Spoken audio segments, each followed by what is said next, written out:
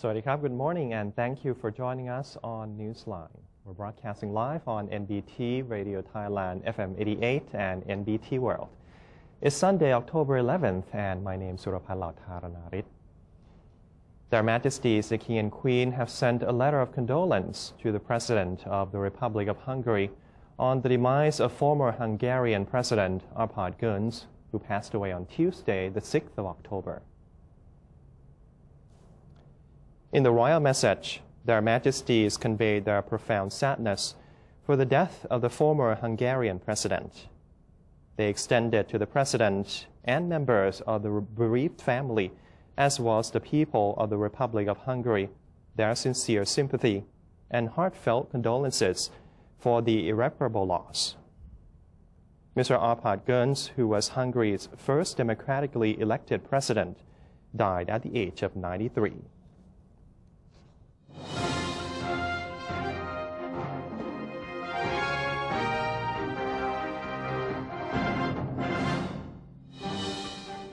And welcome to today's segment of Thailand Moves Forward. Prime Minister General Prayut Chan-o-cha has called on dissident groups to refrain from illegal activities while being mindful of negative consequences before taking any action. During his weekly televised address, Prime Minister Prayut insisted that the government does not prohibit the people from holding public gatherings, but they must not breach the law. He asked all groups to understand the national situation and avoid movements that could affect the country's economy, security, and political stability. Against the accusations by certain groups, the Premier reaffirmed that his administration and the National Council for Peace and Order did not come into office in pursuit of power or personal gains. Instead, they have been working with sincerity and determination to address issues that have long been left unsolved and to restore peace and order in the nation. General Prayut encouraged Thai people to respect each other and use discretion when consuming news in order not to be easily misled. He vowed that the government is open to all criticisms as long as they are constructive and based on factual information. Also in his televised address, Prime Minister Prayut Chan-o-cha said the government's approaches to solving economic problems primarily focus on the guidelines set by His Majesty the King. General Prayut said the government is now implementing the first phase of major economic reforms, as well as short-term and long-term economic stimulus measures, which are yet to move forward together. The government's economy strengthening plans include new tourism development, international relations development, world market expansion, and acceleration of international trade negotiations and agreements, among others. Prime Minister General Prayut Chan-o-cha has asked all political parties not to put pressure on the Constitution Drafting Committee or CDC, while suggesting those politicians to express opinions through channels already arranged by the CDC. Spokesperson of the Prime Minister's office, Major General Sansern Kaew-Kamnert, said the Prime Minister had expressed concerns over comments made by political parties, academics, and media members on the work of the CDC. General Prayut asked all parties to give comments directly to the CDC through the channels provided, so that the information would not bring confusion to the public.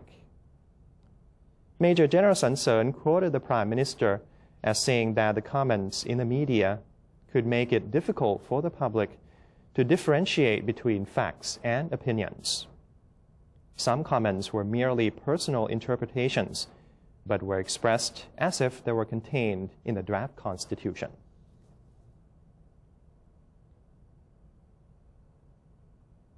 The National Legislative Assembly, or NLA, has approved Mr. Nakharin Mektrairat as a judge of the Constitutional Court, replacing Mr. Chalermpol Ekuru, who has retired.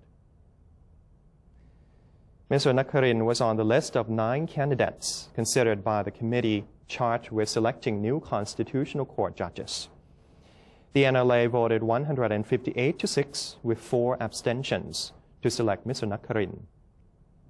After the vote, the NLA approved the bill on the protection of ASEAN affairs, amending the existing Act of 2008 to include the protection of ASEAN delegates operating in Thailand in accordance with the ASEAN Charter. Also in related story, NLA President Pornphet Vichitcholachai said that the legislature has already set up a committee to study all suggestions and to collect opinions related to the charter drafting under the leadership of First Vice President Surachai Liengbunlerchai. According to Mr. Pornphet, the committee has also looked at information needed for the new round of charter drafting and prepared propositions. Charter Drafting Committee, or CDC, spokesman Amon Wanitviwat said the committee has finished discussing the framework of drafting the Constitution. The framework is in accordance with Section 35 of the 2014 Interim Constitution. The committee has also discussed the 5-point working guideline given by CDC Chairman Michai Rushupan. On October 13th, the CDC will listen to opinions from various independent organizations. The spokesman added that he didn't expect any obstacle to the Constitution drafting process, as the working framework has been in accordance with Section 35 of the Interim Constitution. However, he said that a difficulty might arise in the process of adding the comments from various sectors to each article. Some problematic issues might have to be shared with the public in order to get their opinions on the matters before completing the first draft of the Charter in January 2016. Foreign Affairs Minister Don Paramatvinay attended an event in Beijing, China, to commemorate 40 years of diplomatic relations between Thailand and China. The foreign minister gave a speech during the event saying that the two countries are close neighbors, with citizens of both nations considered as family to each other. Since the establishment of diplomatic relations between China and Thailand in 1976, he said relations between the two countries have remained close and stable. Leaders of both countries continue to pay official visits to each other. The foreign minister said economic cooperation between Thailand and China in 2014 was valued at $6.3 billion. Thailand welcomed 4.8 million Chinese tourists in the first 7 months of 2015. The two countries are expanding their economic cooperation in special economic zones and will continue to cooperate in various areas. Foreign Affairs Minister Don also met with his Chinese counterpart, Wang Yi, during his official visit to China. He said both parties have agreed to schedule the startup phase of the rail project by the end of this year. Besides, Thailand and China agreed to start a Lansang-Mekong cooperation mechanism aimed to help countries along the international river realize common development interests through complementary cooperation. The Thai foreign minister said Thailand was willing to strengthen cooperation on water resources, drought control, and disaster relief under the mechanisms of the Lansang-Mekong cooperation. Tourism in southern provinces has not been affected by haze from Indonesia, judging from the increasing number of tourist arrivals during this period, Deputy Prime Minister General Thanasak Patimaprakon has said. He said after a meeting of the National Tourism Council on Friday that the meeting considered the haze situation in the south. It acknowledged that the haze caused by forest fires in Indonesia had improved in many areas, and it had not affected tourism in the southern region, said the Deputy Premier. The number of tourist arrivals this year has expanded by 30% so far compared to the same period last year. General Thanasak confirmed that Thailand and Indonesia had been working together in tackling the problem of haze in the bilateral and ASEAN levels. They had agreed that farmers needed to be taught how to properly get rid of agricultural waste in order to avoid polluting the air. The Ministry of Agriculture and Cooperatives has instructed related agencies to clarify the drought situation to agriculturists.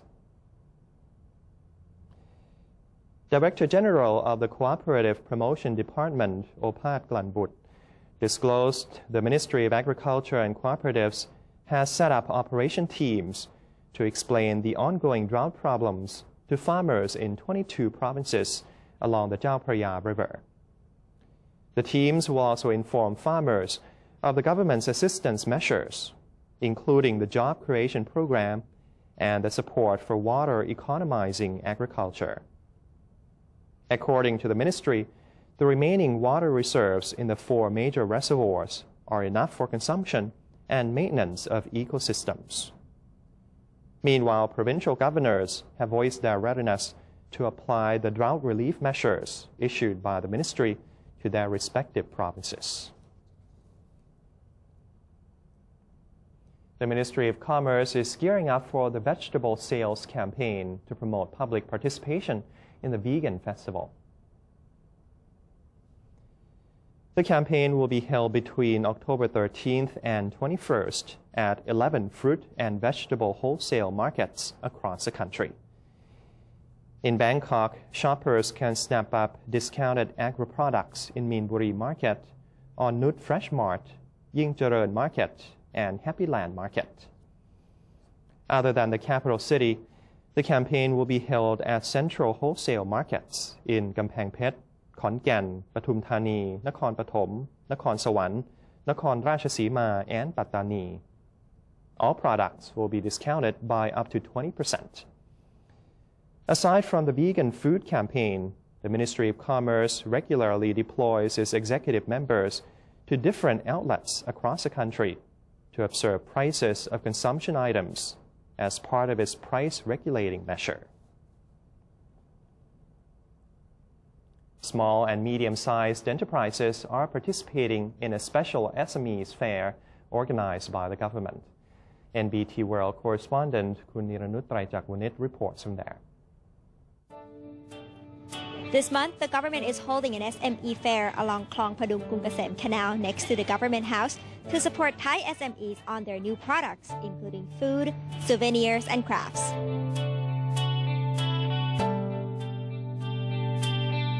The fair is separated into 2 sections. One is called the Ultimate SMEs, the Best of Thailand, which is organized by SME Bank, and the Innovation and Thai Technology for SMEs, which is arranged by the Ministry of Science.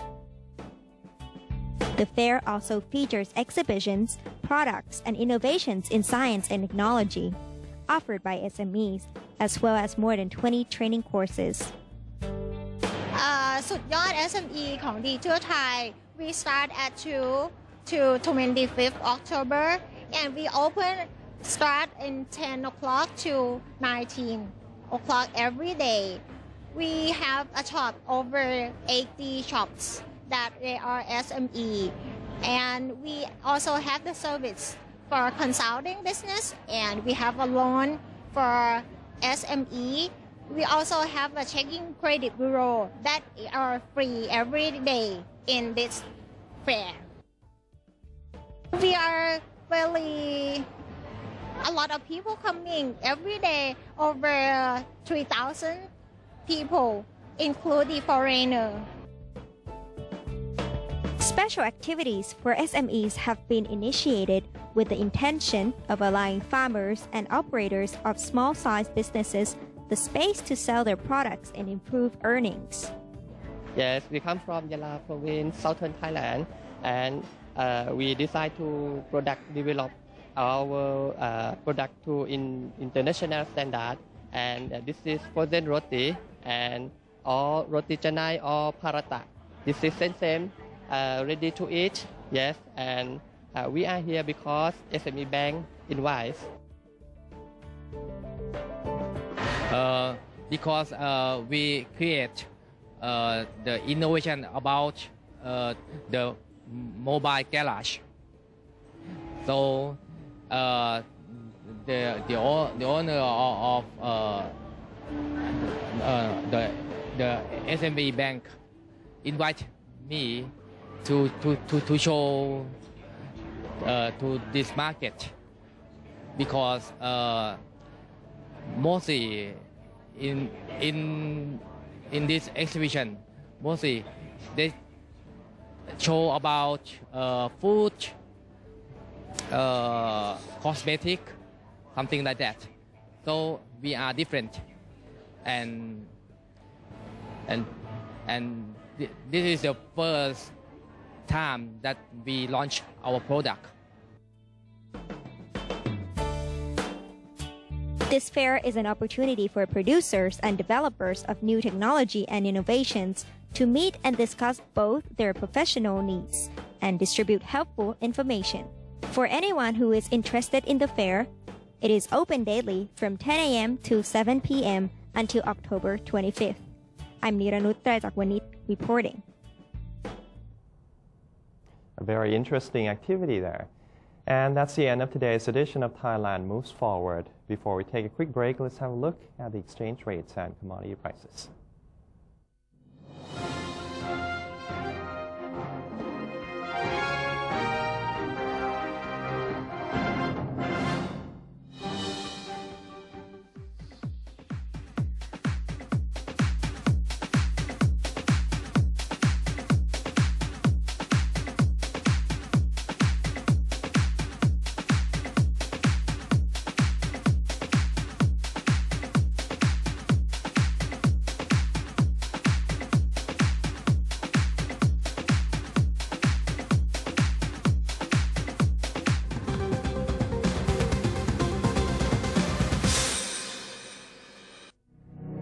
To maintain a strong nation, Thailand is promoting 12 core values for the good of the people.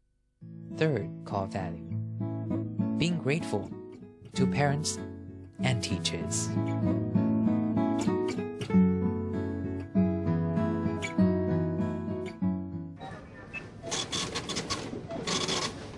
How could you do that to me? Stop it! Huh? Don't you get it?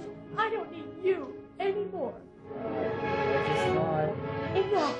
We're through. There's someone else in my life. Say no to the past. Bring your own bag.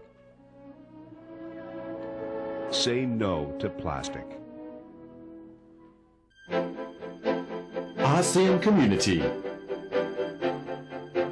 ASEAN member countries have agreed that the main part of the ASEAN community is its people. People are therefore to be the central focus. ASEAN Political and Security Community. In terms of politics and security, ASEAN promotes democracy, the principle of law, and good governance that protects fundamental human rights and freedoms accordingly. In terms of the economy, ASEAN gives priority to every section in society. For example, it promotes small and medium-sized enterprises, SMEs, and supports more public-private partnerships. A study of the social effects of the expansion of the Association of Southeast Asian Nations. 3 issues are: 1. Problem of laborers' migration. 2. Problem of ensuring security against new forms of crime. And 3. Problem of providing social welfare wherever needed. One vision, one identity, one community.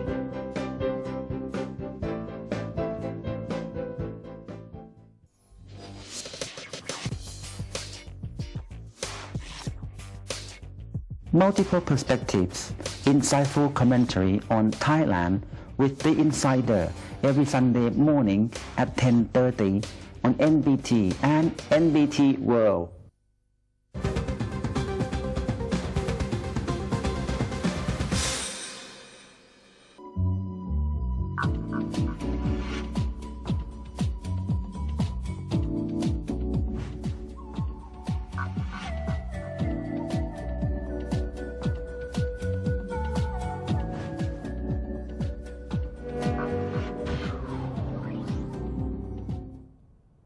Welcome back. You're watching Newsline.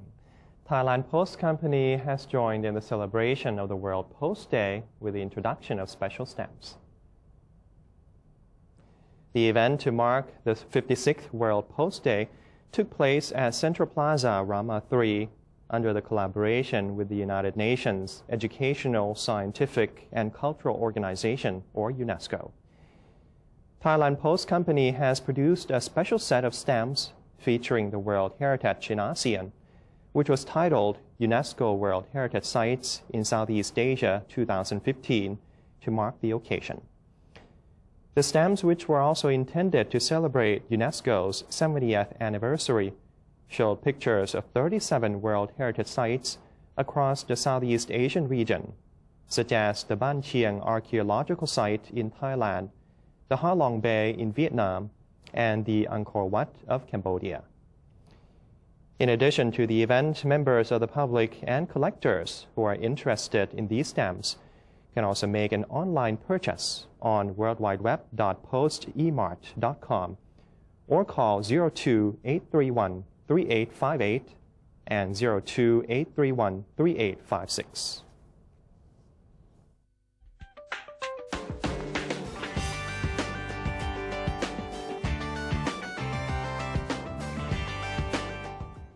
And in the international news, at least 95 people were killed on Saturday when two suspected suicide bombers struck a rally of pro-Kurdish and labor activists outside Ankara's main train station just weeks before elections, in the worst attack of its kind on Turkish soil. Bodies covered by flags and banners, including those of the pro-Kurdish opposition People's Democratic Party, or HDP, lay scattered on the road among bloodstains and body parts. The HDP blamed the government, which it said had blood on its hands. Footage screened by broadcaster CNN Turk showed a line of young men and women holding hands and dancing, and then flinching as a large explosion flashed behind them, engulfing people carrying HDP and leftist party banners. As was the 95 dead, 246 wounded people were still being treated, 48 of them in intensive care, the Prime Minister's office said. There were no claims of responsibility for the attack, which comes as external threats mount for NATO member Turkey, with increased fighting across its border with Syria and incursions by Russian warplanes on its airspace over last week. But Prime Minister Ahmet Davutoglu, exposing a mosaic of domestic political perils, said Islamic State, Kurdish, or far leftist militants could have carried out the bombing. He said there were strong signs that two suicide bombers were responsible. North Korea's Supreme Leader Kim Jong-un met with China's propaganda chief Liu Yunshan on Friday on the sidelines of celebrations Pyongyang is holding to celebrate the 70th anniversary of the founding of its ruling Workers' Party, Chinese state media reported. Chinese state broadcaster CCTV showed footage of Politburo Standing Committee member Liu shaking hands and even embracing a smiling Kim just before sitting down for talks. Just before their meeting, Liu handed a letter from Chinese President Xi Jinping to Kim, CCTV said. In a letter, President Xi said China attached vital importance to its relationship with North Korea, China's official Xinhua news agency said late on Friday. Isolated North Korea marked the 70th anniversary of its ruling Workers' Party on Saturday with a massive military parade overseen by leader Kim Jong-un, who said his country was ready to fight any war waged by the United States. Thousands of troops stood at attention under a blue autumn sky in Pyongyang's main Kim Il-sung Square, named after Kim Jong-un's grandfather and the founder of the nation, as Kim, appearing relaxed and confident, made his speech, leaning heavily on the lectern.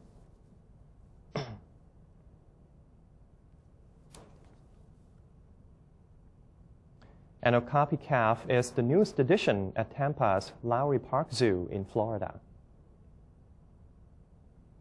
The forest giraffe, native to Central Africa, was born on September 24th to Mom Betty, weighing 19 kilograms, according to the zoo.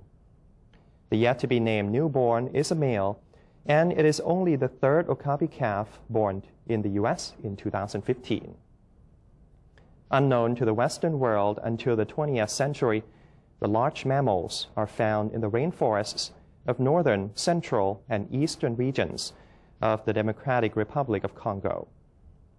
Okapis are shy and reclusive forest dwellers, and they are the only living relative of the giraffe.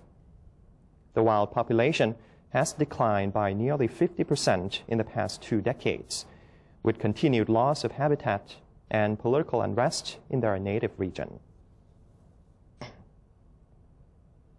And that's it for today's edition of Newsline. If you have any comments or suggestions, please feel free to email them to us at newsline.nbt@gmail.com. You can also follow us on Facebook or visit our website at thainews.prd.go.th/en. And for today, we're going to say goodbye with photos from Apollo missions, which were released by NASA.